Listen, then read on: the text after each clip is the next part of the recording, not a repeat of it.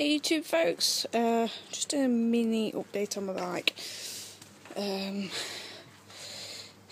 We've now done just over 2,000 kilometres. She's about ready for her next service, but that's going to have to happen when I can both coordinate it with my rotor and everything else. Still waiting on Penny, a bit strapped from Christmas. Yeah, bike's doing well. Light's quite happy with cold starts.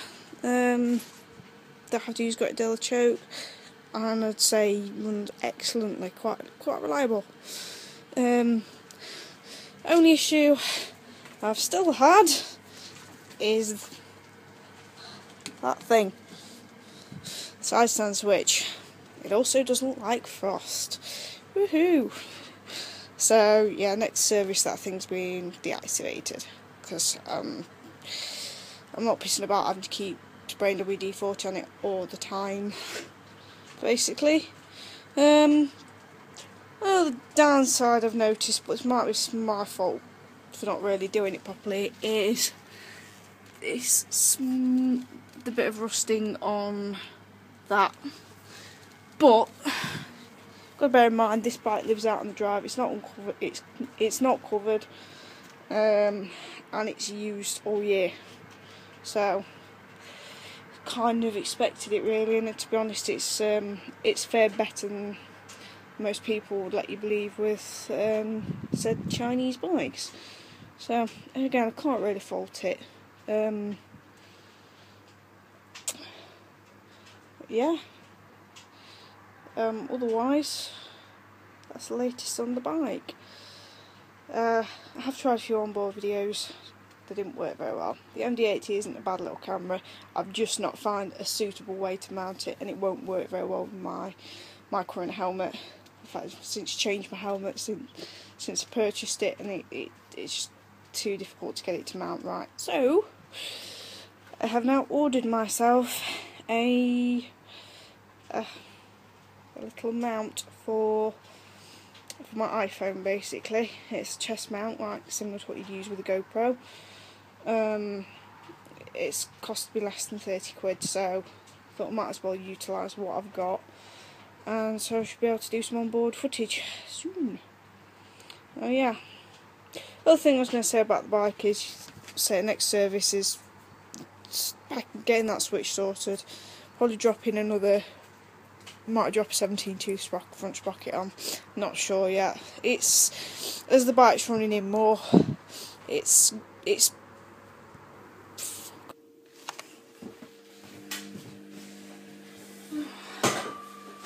Alright, continuing on from my last video, my phone died on the while I was trying to record that. Yeah, as I was saying, I was thinking about putting the extra front sprocket on the bike. I'm still hesitant whether I want to bother with that now, because as the bike's running a lot more, it's pulling a lot more top speed, and it's moving off nicely in second and third, and I don't think it might necessarily need it now, so I might not bother. The other thing I recommend doing to the bike if you have one of these bikes is perhaps changing your tyres. I was thinking in perhaps around February or March I was going to get myself some the Pirelli City Demon tyres. I think they work out about 80 quid for front and rear. It's not too bad, but just to improve the handling of the bike.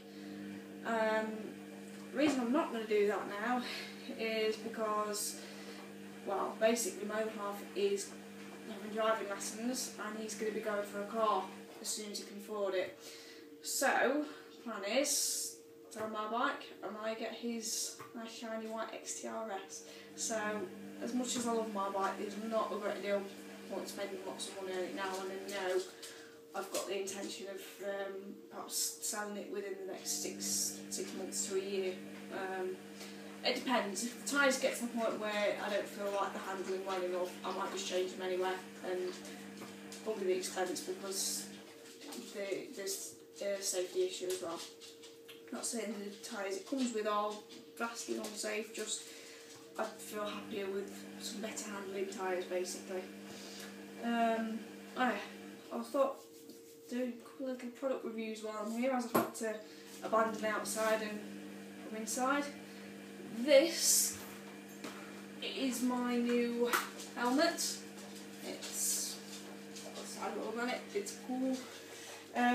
It's a Viper, and it's, again, this is where I had problems trying to mount the MD-80. I managed to get it up here, but it affects how I close the visor, and it just didn't work for me. But yeah, it's cost me just under 70 quid off of ghostbikes.com. It's very comfortable fit. It also has, it's one of those type fastenings which I much prefer. My K-Bird one has their seatbelt type, and I find it to be a pain in the bum, much like Diesel.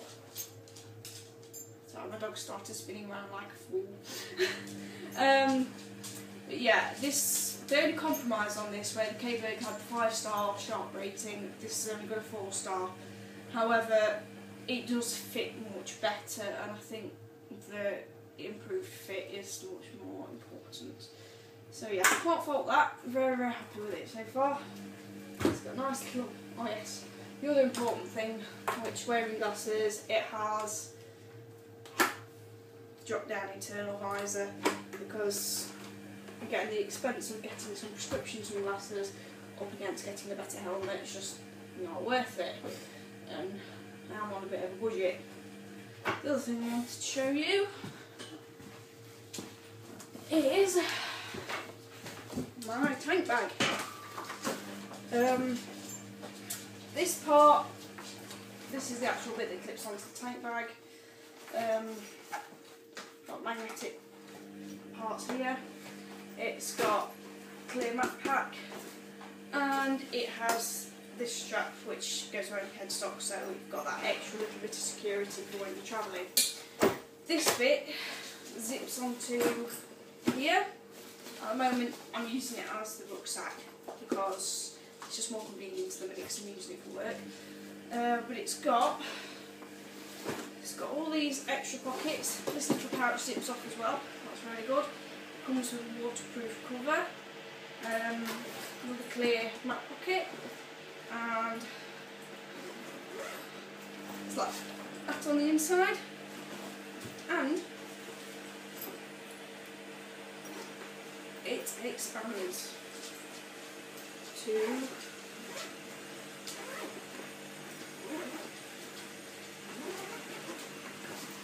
that size, and you can, I'd say when it's fully expanded, you can fit a decent sized sleeping bag in there.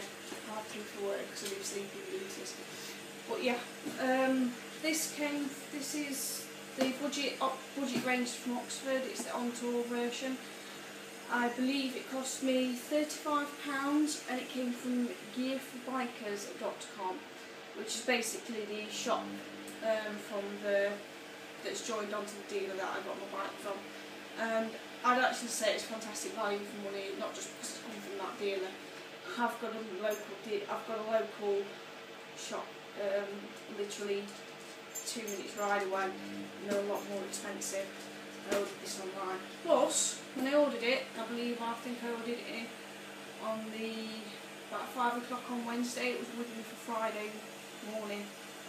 So again, the delivery is fantastic too. I have an eBay shop as well. So yeah.